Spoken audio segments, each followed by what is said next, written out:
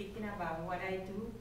I just would like to thank as well to the Mayor for giving us the honor of being with us here this afternoon, to all of you, also to the International Institute of Education and to the State Department for also giving us the opportunity of sharing all these 2 weeks with wonderful people here in the United States and learning about the experiences and the developments and the breaking throughs you've been doing all these years regarding women and the small entrepreneurship in the United States.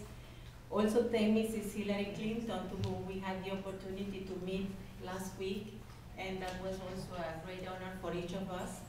And it's a very wonderful memory we're taking back home. My name is Luci Valenti.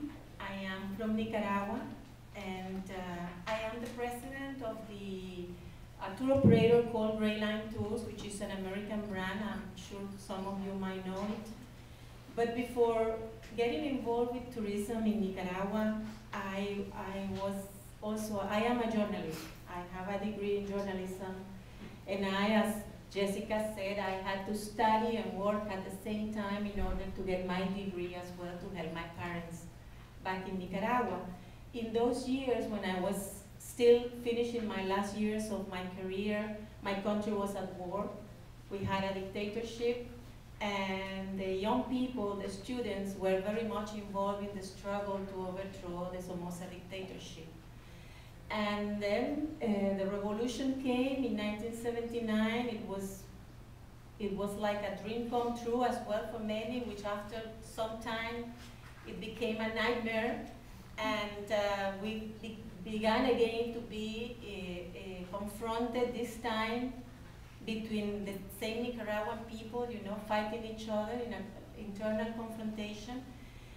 And in those years I had the opportunity to work as a journalist, and I faced myself in few occasions with death. This of course helped me to strengthen my character. But being a journalist, I also had the opportunity to travel and met someone, and I fell in love. And then that person was from Africa, and I traveled to Africa, and I lived 10 years in Africa, in a country, a beautiful country called Seychelles, the Seychelles Islands in the Indian Ocean. And that was my first encounter with tourism, because you might imagine in a country like Nicaragua, war-torn, nobody could think about tourism. Tourism was not an important economic sector. We had been, since our independent years, an agricultural country, export-oriented, but in agriculture only. And all the economy was centered on the agricultural sector.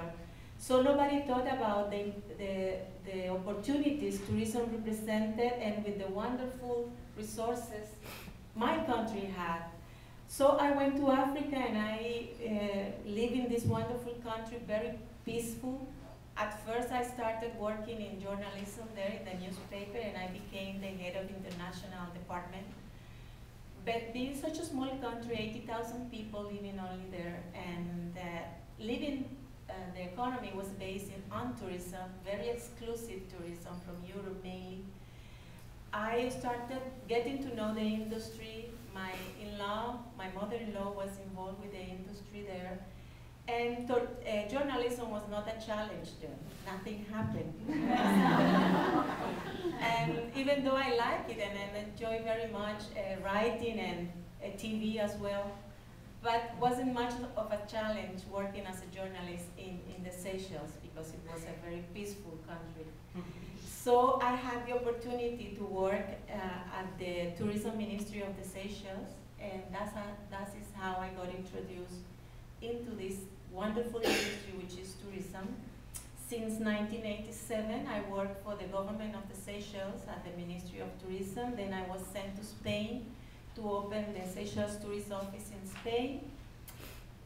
Being there, I was attended at the tourism fair in Spain, Fitur, one of the most important internationally, and I went to visit the stand of my country, Nicaragua.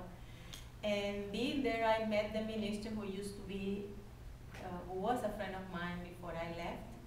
And he told me, why are you in Seychelles? Mrs. Violeta Chamorro had come to power in Nicaragua. It was the early 90s, the first woman becoming president in Nicaragua, and he was the Minister of Tourism of her government.